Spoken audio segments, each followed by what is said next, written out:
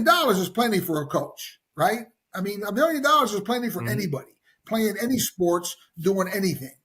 You hear what I'm saying to you?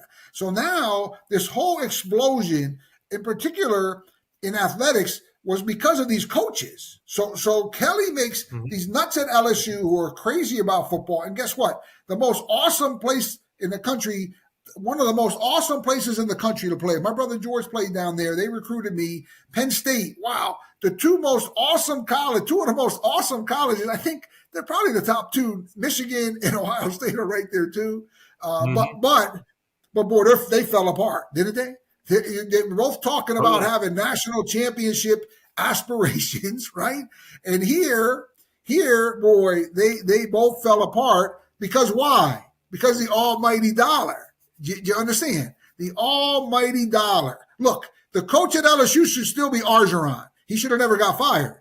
Okay? The guy wins a national championship, has a rough year because of a hurricane, and these nuts down there at LSU, they're reaching out to Kelly. And Kelly's negotiating with them while he's still coaching at Notre Dame.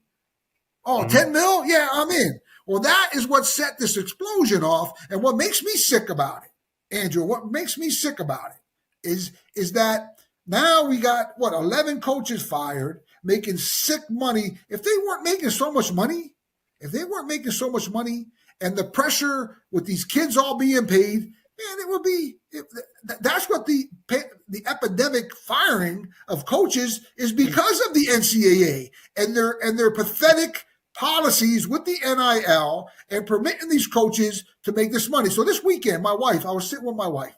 I'm watching this awesome world championship men's gymnastic.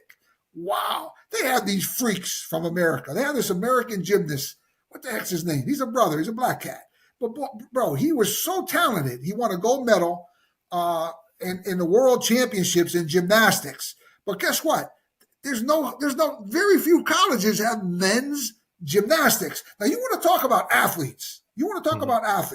Oh, my word. This guy was like Superman. He was built like Superman. He was so athletic. He could fly like Superman, this guy. And these tremendous gymnastics, they can't even get a scholarship because why? They dropped all of the men's gymnastics across the country. Very few teams have men's gymnastics anymore. And these guys are tremendous athletes, Andrew. It was crazy just watching them. I had so much fun just watching this guy because I'm like, wow, I can't believe he's doing that. Do you hear what I'm saying to you? It was like, wow, this guy, wow. And then to think that these coaches are making what you said that they paid out the Penn State coach like $40-50 million, right? And Penn State does 49 million. Yeah. You know, I don't even think Penn State has a men's gymnastic team. They do. So Penn State does. Penn State does. A lot of the Big Ten teams do. The SEC not as much. I don't know about the Pac. Well, what used to be the Pac-12 teams out west. That's where it gets a little strange. And we also kind of talked about that when we talked about the revenue sharing a few weeks ago. When you break up, revenue sharing is going to come into these conferences and say, okay, each team's going to get, each school, is going to get 20 million, X number of dollars to divvy up between your programs. But what happens when one program has 16 sports and the other one has 32? Well, how do you equally divvy up the same amount of money?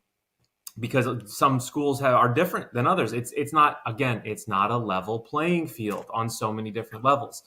The other thing is that when you're talking about these coaches now, this is either 10 or 11 now that are fired this season. This is by far the most coaches fired in Division I, high-end Division I football ever. The past record was 7, and that was back in 2022.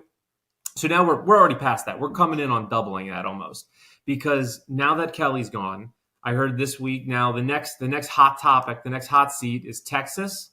Sarkisian, he might be feeling some heat now out there in Texas. Also, Mike Norvell down in Florida State.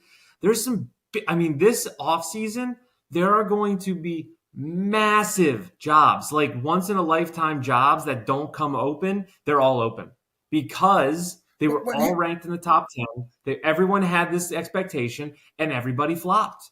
And it's not that you can have and that's where I was kind of talking about this a few weeks ago, where everyone, including the athletic directors and the fans, we all kind of have to readjust our expectations of what these teams are going to be, because with the transfer portal, right, kids can transfer every single year. You're not able to stockpile talent. You're not able to, hold a program together the way you were. So that means rosters are thinner. That means if your quarterback goes down, the number 2 guy, he might not be a 5-star quarterback. That 5-star quarterback doesn't want to sit. He doesn't want to wait behind another guy, because I can go get paid to play over here. And when I play really good, then I'll get the big time job.